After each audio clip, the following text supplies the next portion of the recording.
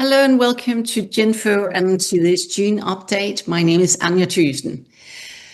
During the month of May, we complete a focus we've had during the spring, which has been around content and AI. We've been looking at content and AI when it comes to what you can and cannot do with content and AI, how you can get licensed to use content with AI, end users in AI, and also building a content strategy with AI.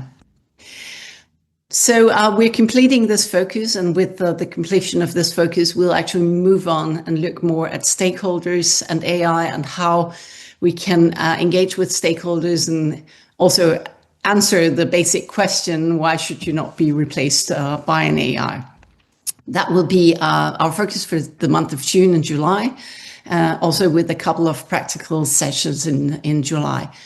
So if you're a subscriber, please sign up for those.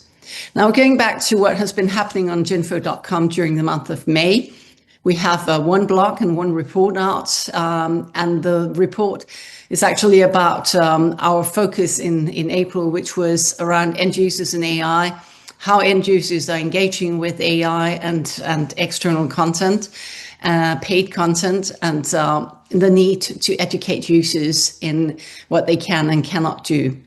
And actually the question of training is the focus of the blog we have out that you can also look at jinfo.com.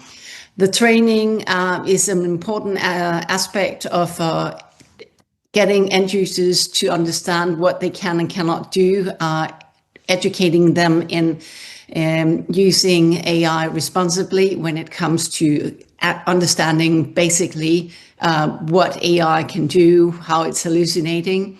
Also having tool-specific trainings on how a specific AI module works in the tool, like for TiVo or LexisNexis, and also actually allowing progressive access. So some information managers actually manage what their end users can do in a specific tool. So they need to pass a certain module or training before they can get access to the AI module.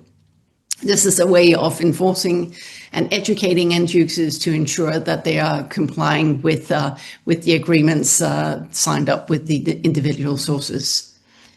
So when it comes to end users, what they need to understand is that there are limitations. You cannot just download a report from AlphaSense or from somewhere else and put it through ChatGPT. And actually, end users are not doing and using AI tools with content out of bad intent. A lot of them actually don't know what they can and cannot do. So they need to be educated. They also need to understand the risks in applying content, and also basically understanding how to use the tools more effectively.